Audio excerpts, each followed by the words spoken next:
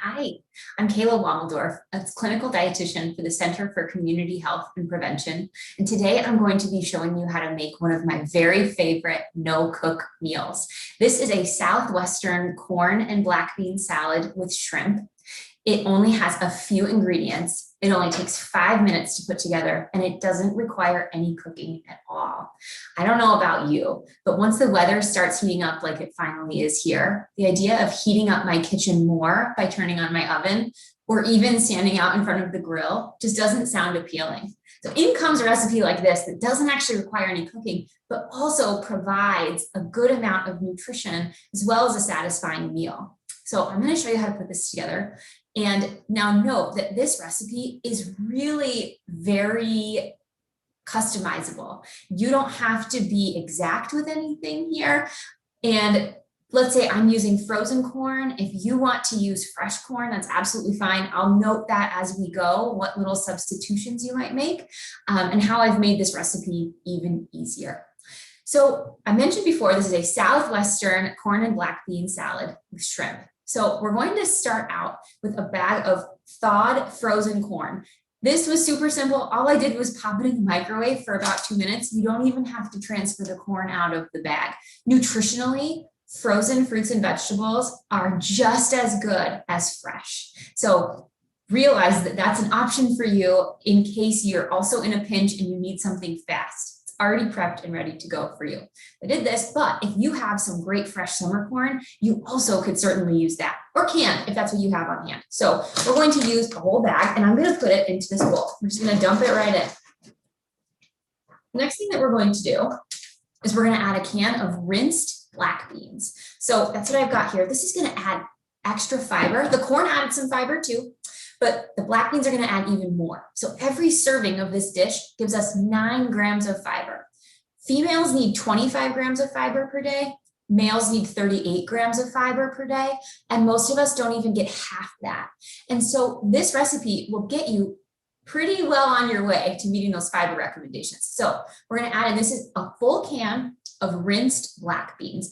I went ahead and I got the low sodium kind because we also are going to be adding salt in other ways to this recipe. But if you have regular canned black beans at home, that's absolutely fine. By rinsing them, you get about 40% of the sodium off. So whatever you've got on hand will be fine. So we're going to go ahead and add this in here. I mentioned the fiber. This is also going to give us some extra plant-based protein. So toss in the whole can, which was in this little colander. That's what I used to rinse it. Okay, now I'm going to move my bowl onto a little more front and center. So we've got those things added. The next step here is we're going to add some store-bought Pico de Gallo salsa. This was a cheater move for me. You could certainly use fresh tomatoes that you chop up along with some red onion, some cilantro, and jalapenos. So if you don't want to purchase store-bought Pico de Gallo, you could chop those things up yourself. But I didn't want to do that. I wanted to make this as simple for us as I could. So went for the store-bought stuff. We're going to use about a cup of this, but I'm not really going to eye it because this, again, is a very flexible recipe. We want to try and get some of the juice in there too, so that we don't have to add any real dressing. We're going to add some of this Pico de Gallo and a little bit of olive oil, and that's going to do it for us. The Pico de Gallo is also adding some salt as well as some lime juice. We're going to add a little extra lime juice to that too. I'm going to guess that's about a cup. Now, you could certainly measure that out, but we're also going to be stirring this together and seeing what it looks like to see if maybe we want to add a little extra. So I'm going to put that over to the side just in case we need some more. Now, you're also going to add about a tablespoon of olive oil. I am just going to do a short drizzle. This makes 4 servings, so I'm not worried too much about a little olive oil here. But you can measure it out if you're not used to pouring out the right serving size of olive oil. Okay. Next thing I'm going to show you, here's our progress. We're going to add some avocado. This adds healthy fat, also adds extra fiber, and it just tastes good. So I want to talk about how to pick out a good one. You can tell an avocado is ripe in a couple of ways. For one, it is going to have a darker, more brownish skin. The greener the skin is, the less ripe it is. So if you want to use an avocado today, you're going to want to pick one that's a little more brown. You also, just like you would like a stone fruit, like a peach or a nectarine, you want to be able to squeeze it a little bit and see you want to have it give a little ways underneath your finger. You don't want it to feel like you're squeezing a rock. So you want it to squeeze a little bit. You also can tell by the stem area, if it's green or starting to turn brownish, that means it's ripe and ready to go. So those are some indicators for you. Hoping this one's ripe. People often make the mistake of cutting avocados with really sharp knives. The reason that can be a mistake is because we cut it usually in the palm of our hand. And if your knife slips, or if maybe the avocado is riper than you thought, it is very easy to injure yourself and accidentally cut through the avocado and onto your hand. So to prevent that, we use a butter knife, which cuts through it just fine. So what I'm going to do is I am going to hold it and I'm going to cut through the stem where the stem would be, just cut all the way around. Now on this recipe, I like an avocado that is ripe, but still a little bit firm. Avocados that are ready for guacamole might not work as well for this because you want it to hold its shape. So something to keep in mind. So I've got that cut all the way around. Now what I'm going to do is twist it apart. And then we're going to take out the pit. There are cuter ways of doing that, but I'm just going to take it out. And then the next thing we're going to do is we're going to just cut it right inside the avocado. We're going to do a grid pattern. So I'm going to go long ways and then crossways. And then I will just scoop it out with my knife. This is super simple. Into our salad.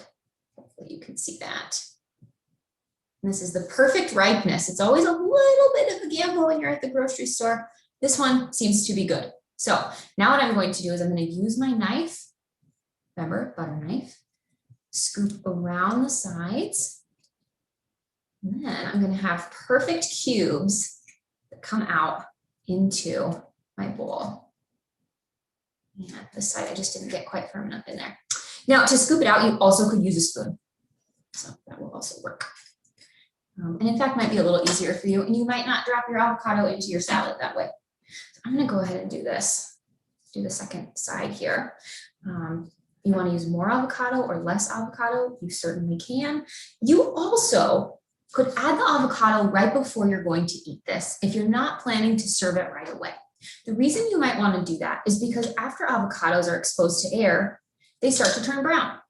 And so if you are not going to eat this all at once, you might be making it for meal prep, or maybe you're batch cooking and you're getting things ready for the week.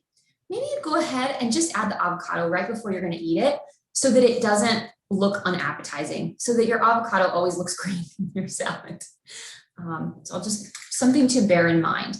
Now, one thing I'm going to do here that can help prevent that browning a little bit, we're going to add a little bit of lime juice. So the acidity of the lime juice helps to prevent the browning. So got a lime here.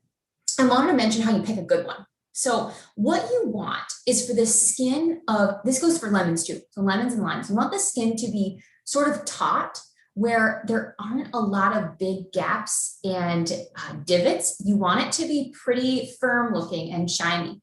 You also want it to feel heavy for its size. That means it's going to be extra juicy. And then similar to the avocado, you want to be able to press into it a little bit. If it feels like you're pressing into a rock, it's probably not going to be quite ripe enough. So that's how you pick a good one. The next thing that you want to do before you squeeze it is you want to roll it on a flat, hard surface with the palm of your hand, just like that, just briefly. It helps to disseminate the juice so that it is more even. And so go ahead and just roll that underneath your palm and it'll make it easier to squeeze. So now what I'm going to do, I'm going to use a sharper knife, not a butter knife for this. I'm going to use a paring knife and I'm just going to cut it in half. About. Then you don't need a fancy citrus squeezer if you don't have one. What you can do is use your hands just like a citrus squeezer. You put your fingers interlocked like this and you squeeze the juice, squeeze your hands together, and that gets the juice out. And so what I'm doing is trying to get that on the avocado so that it prevents it from browning. All right, got all these things together. And so now what I'm going to do is I'm going to gently toss this all together just until it's combined. Now, when you're making this at home, you're probably not going to be narrating what you're doing, and it'll go a lot faster than what I'm doing right now. So we've got a really nutritionally complete meal. One thing that we don't have, though, is like a leafy green vegetable. One thing that I'd like to add to this is I might serve it with a side salad or put it on a bed of cabbage or kale or whatever you happen to like. That'd be kind of a fun thing to add. It might bulk up the volume a little bit. So if you did need another vegetable, that might be a way to go. And so then what I'm going to do, this is pretty well tossed. We've got that here. I am going to put this on a plate and show you what it looks like with the shrimp. So I'm just going to do one serving of this and not add all the shrimp at once, but we take a pound of frozen cooked shrimp. This makes it so we don't have to cook a thing. It's already cooked. All we do is thaw it. So I've got 4 ounces of shrimp here. All I did was run it under some cool water, let it sit for a few minutes to thaw. That's it. I also pulled the tails off so that we don't have to do that when we're eating. Makes for a really, really quick and easy protein option. We want to get seafood in our diets at least twice a week, and shellfish like shrimp also counts. So I'm going to get about 1/4 of this here. Also notice that I've got avocado on my forearm. And I'm going to take about 1/4 of this here. So it's a pretty big serving size. I'm going to put this on my plate. I love how many different colors there are. It makes for a very pretty dish. You also might, before you serve it, you're going to want to taste this for salt content. See if you need to add more of that Pico de Gallo, or if you'd like to add maybe some more lime juice. You also could add some more cilantro. There is cilantro in the Pico de Gallo. You could certainly add more if you happen to like it. All right, and then I'm just going to put my shrimp around the top here. Sometimes I'll also serve this with whole grain tortilla chips. That makes for a fun way to round out the meal, along with that shredded cabbage or leafy green. And there we go. Here's what that completed meal looks like.